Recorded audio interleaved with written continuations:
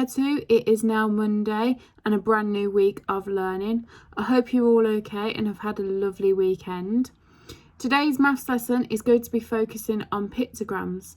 So pictograms is another way that we can present data, but this time we are going to be using pictures. So in the next part of the video, I'm going to show you how to present data in pictograms and how to interpret the data too.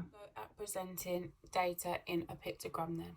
So here I have my tally chart from last week, and this week I'm going to have a go at putting it into a pictogram. So how I'm going to present the data in a pictogram. So I'm going to just move it up slightly so that you can see my key. My key is very important because it tells me how much each picture represents. So my picture is going to be of a little person, and it's going to equal 2 people. So here I can use my tally, so I know that Rapunzel was voted for by 11 children. So I'm going to use my knowledge of how to count in twos to represent it on the pictogram. So one person represents 2. So another person is going to represent 4. And I'm going to keep going till I get to a number that is close to 11. So 2, 4, 6, 8, 10. If I draw another person, that is going to equal 12, which is 1 too many. So to draw one more, so half of 2 is 1. So to represent one more child, I need to draw half of my picture, as that would represent 1. Because if I drew one whole picture, that would represent 2. So that would show me 12 children like Rapunzel. But I need to show 11. So let's have a go at the next one then. The Jolly Postman, that was voted for by 3 children. So if I draw one picture, that represents 2. But I need to represent 3. If I draw another picture, that is going to show me 4 children, which is 1 too many.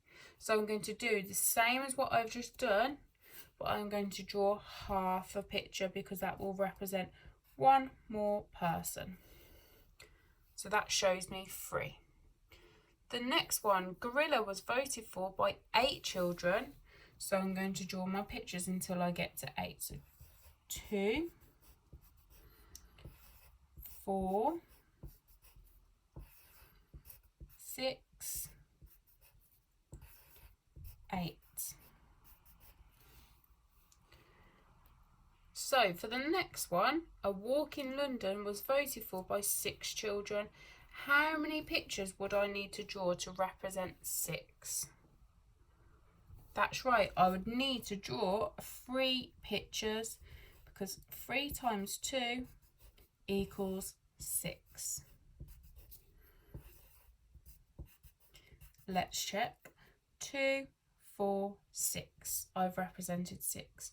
How many pictures would I need to represent for castles then? That's right, I would only need to draw 1 picture because 1 picture represents 2.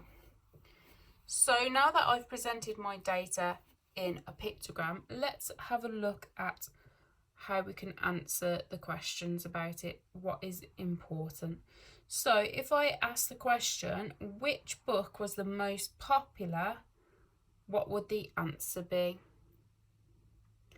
That's right, Rapunzel would be the most popular because 11 children chose it. Which book was the least popular? That's right, Castles was the least popular because only 2 children chose it. Which book was voted for by 8 children?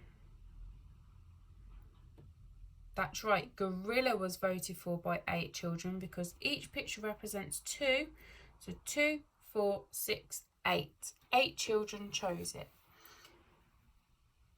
So what we would like you to do is have a go at practicing your skills. So if you wanted to, you could have a go at presenting the data that you collected last week into a pictogram, or you could have a go at creating a brand new set of data and presenting it in a pictogram. There is also a link to a game where you can practice interpreting data from pictograms. Hopefully it will work on your device.